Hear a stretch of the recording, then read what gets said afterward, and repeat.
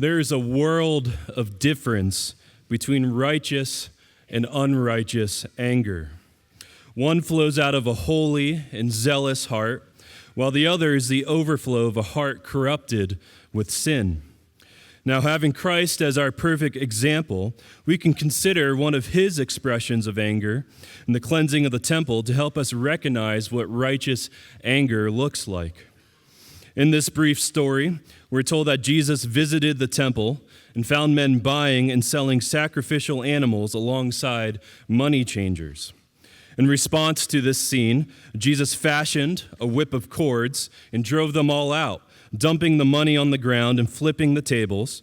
As he declared, "It is written, 'My house is a house of prayer, but you have made it a den of thieves.'" Now notice a few things about Christ's righteous anger here. First, it was fairly premeditated.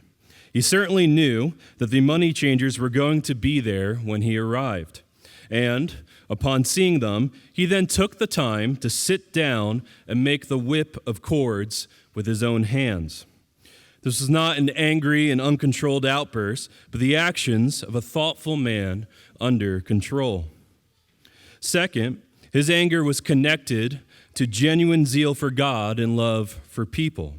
This was his Father's house, and instead of it being a place of prayer and worship, these men set up shop and took financial advantage of those who traveled there to offer their worship to God. And lastly, his anger was short-lived. It was quick, controlled, and decisive. It was expressed in a precise way, and it was productive, and then it was let go. As the Apostle Paul wrote, "Be angry, yet do not sin. Do not let the sun go down on your wrath."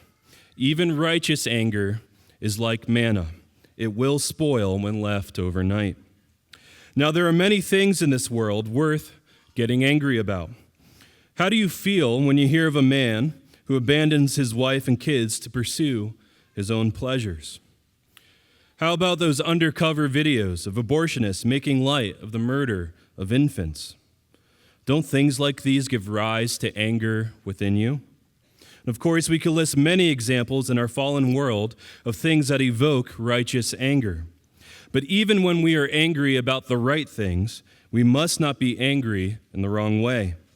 Your anger should be wielded as a tool for good, should be used for God's glory and your neighbor's benefit. If your expression of anger requires you to confess sin afterward, that is not righteous anger.